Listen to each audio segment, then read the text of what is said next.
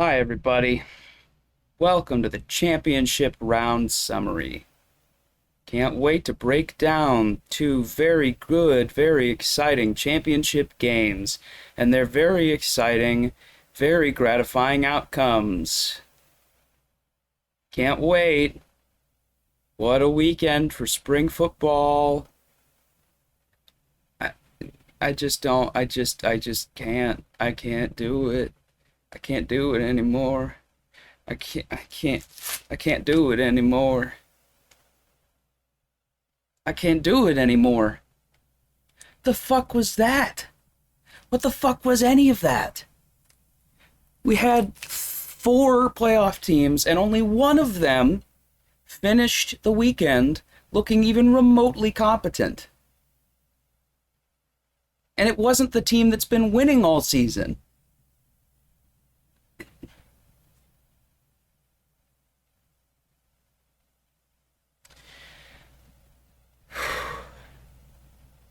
I took a lot of notes.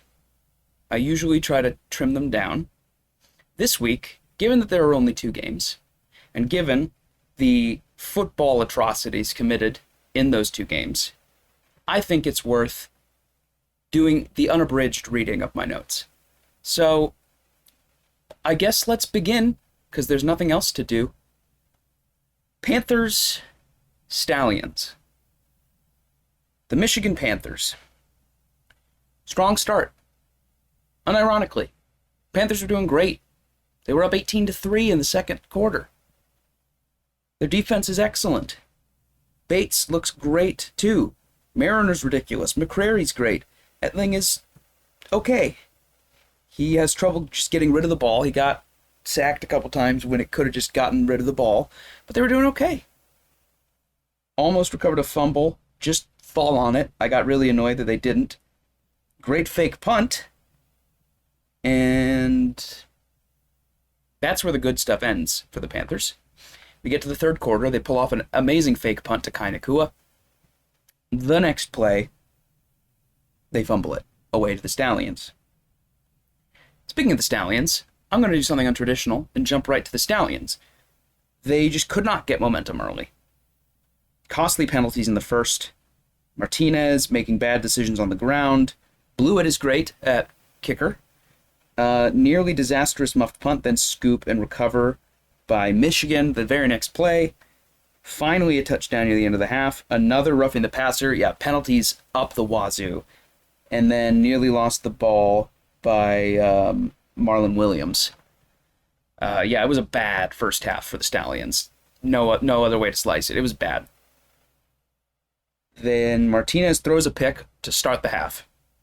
And then they recover the fumble from Michigan. I'm going to be talking about these teams together because there's no other way to slice it. This was one of the worst quarters of football ever played. This is playoff football. So, Martinez throws a pick. First play of the half.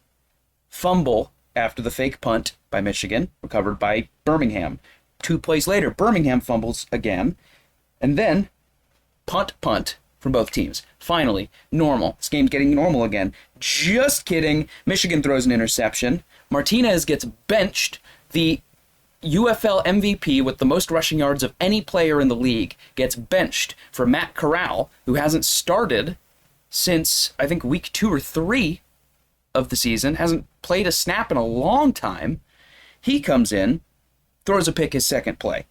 2 plays later, after Corral throws a pick, Etling gets picked again. This is a pick 6, and now we're tied. 18-18. Like, what happened? The Panthers there's no explanation for it. Complete collapse. Just like week 10. And then, Etling with a blocked pass, tip pass, near intercepted. And Etling holds onto the ball too long. A blocked Bates field goal. Corral with a deep pass to Jennings. Person with a crazy touchdown. Etling throws a pick on a do-or-die 4th and 9, and that's the game. Etling runs into his own man for a game-losing sack with less than 20 seconds. The Michigan Panthers were up 18-3. They lost 31-18. They allowed 29 unanswered points. They did not score in the second half. 6 turnovers in the third quarter between these two teams. Adrian Martinez, the league MVP, is benched. And these teams embarrassed themselves. I don't have any other way to put it. It was embarrassing.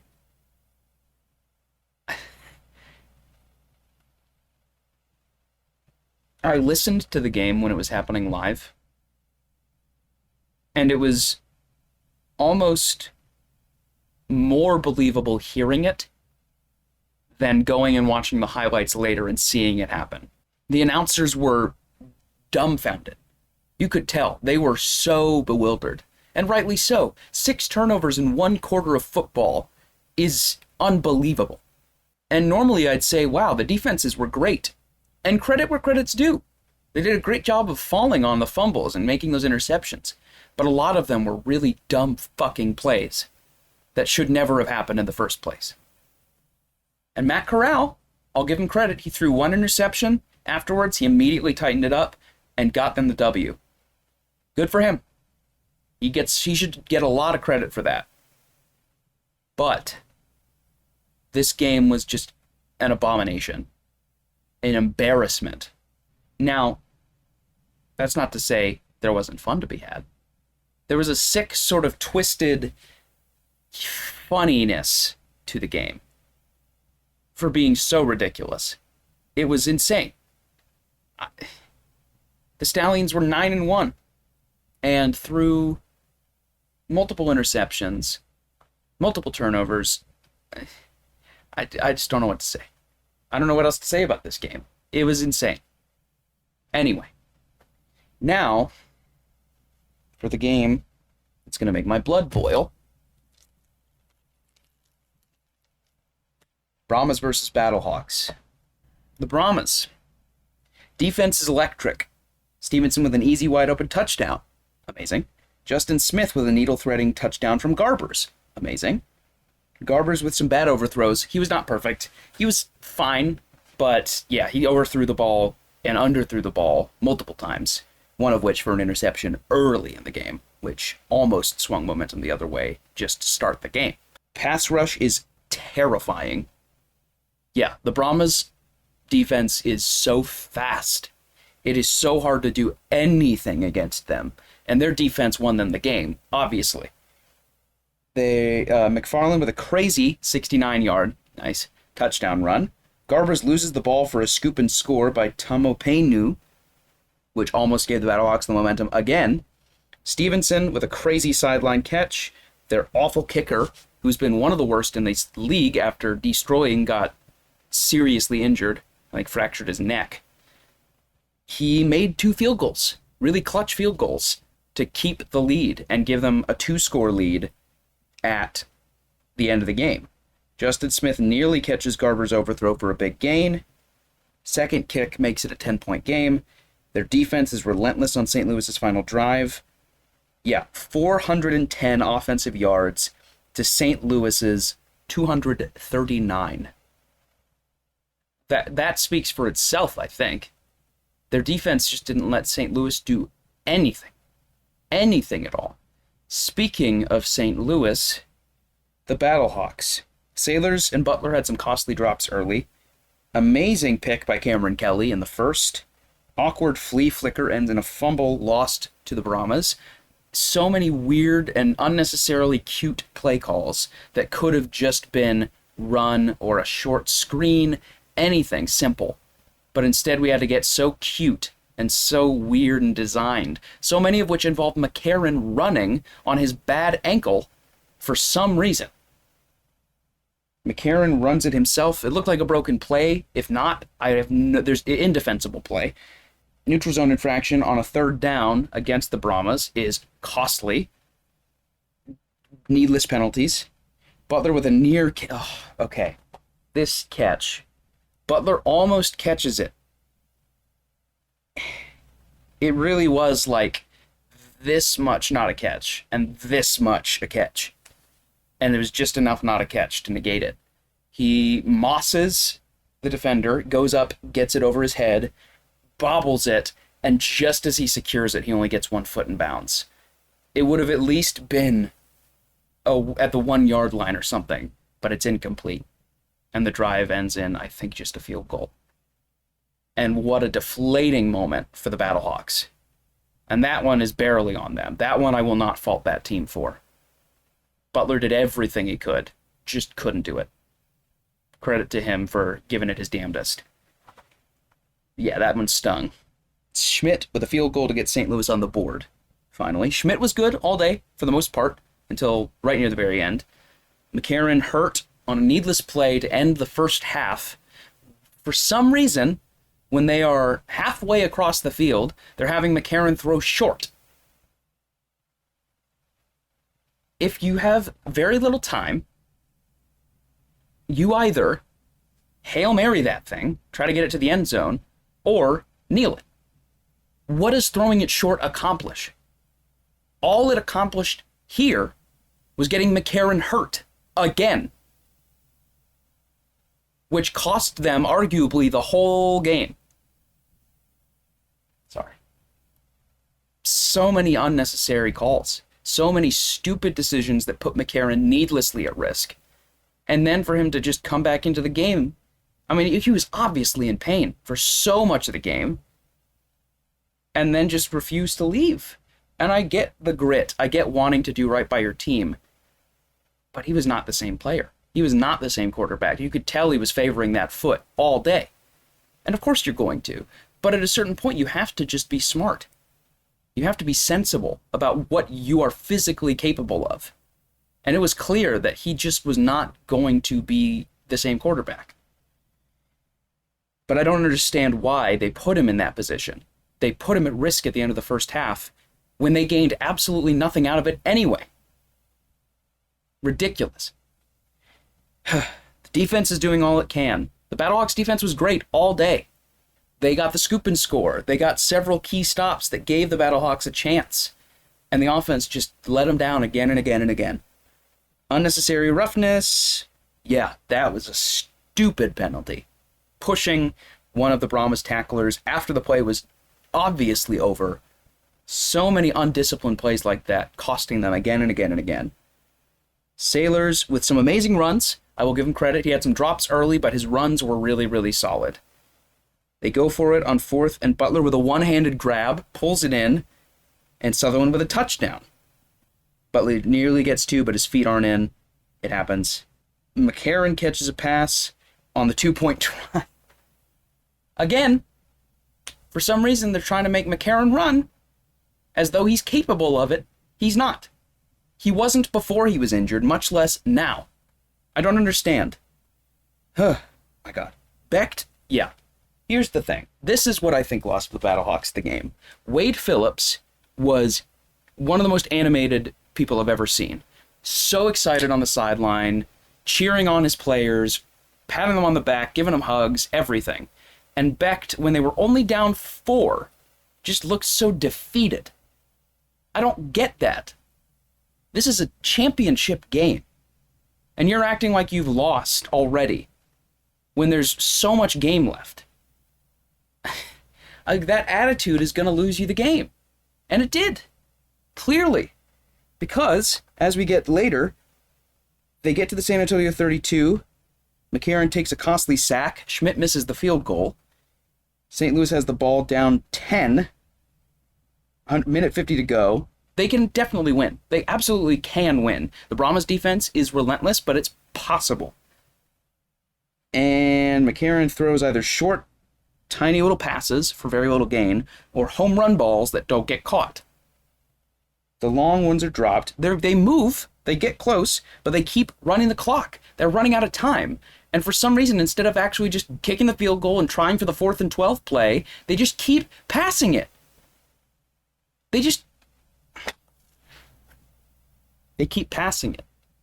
They keep trying to win it all when that's not possible in one drive.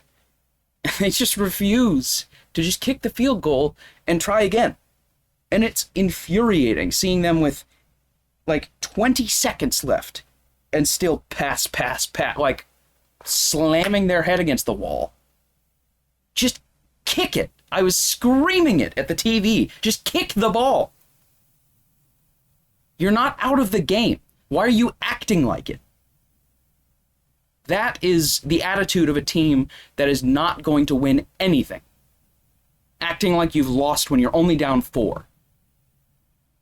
And I don't raise my voice this much in these videos, so you know I am fucking pissed. You want to win? Believe you can. Because you're not going to win by doubting yourself. And that's what the Battlehawks did for the entire second half. Anyway, power rankings. Number 4 is the Panthers. Just colossal mistakes again and again and again. Not scoring in the second half is pathetic. Just pathetic. I don't have any other way to say it. They let the momentum completely swing the other way. It was absurd. Number 3 is the Battlehawks, because they got close to staging the comeback and just gave up. Yeah. Number 2 is the Stallions. Ooh, they're not number 1 because they made a lot of mistakes. They had to bench Martinez. They went down 18-3. They managed the comeback, but they haven't had to come back much this year. Number 1, I can't believe I'm saying this after they've been the middle of the pack team for so much of this season. The Brahmas. I picked the Brahmas to win the championship against the Stallions, and I believe they can. In fact, I think they have more than an outside chance of doing it. They've beaten the Stallions before. They are the Stallions' only loss all season. And I think they can do it again. I do. Wade Phillips is a brilliant head coach. They've got great offensive coordinator, great defense, obviously, that's going to make the Stallions' life hell, no matter if it's Corral or Martinez. I think the Brahmas are going to do it. I think they're going to pull off the upset. And honestly, good for them. I doubted them. For a lot of the season, I doubted them. I'm not a doubter anymore. They show that they are that team. Because it's one thing for the St. Louis Battlehawks to collapse like that. It's another thing for the Brahmas, when momentum was starting to go against them, to hold the line. For even their dreadful field goal kicker to make clutch field goals, for Garbers to make clutch plays, for the defense to step up again and again and again and again, which they've done all season. Go Brahmas. Y'all deserve it. You kicked our asses. Truly. I don't know what else to say. So that's it. The UFL Championship game is Sunday at 5 p.m. Eastern. I will be watching. I hope you all will be watching as well. I'll be rooting for the Brahmas, but I'm mostly just rooting for it to be a great game. Thank you for watching. Feel free to like, comment, subscribe, ring the bell for notifications. Follow me on Instagram, Twitter, TikTok in the descriptions. You can join my Discord server. I post my stream and upload schedules there. You can also follow my WordPress blog where I post every 6 months or so. I also have my SCP author page down there if you like short flash fiction and horror. And I also have an Etsy shop where I sell little polymer clay figurines. So thanks for watching, and go Battlehawks.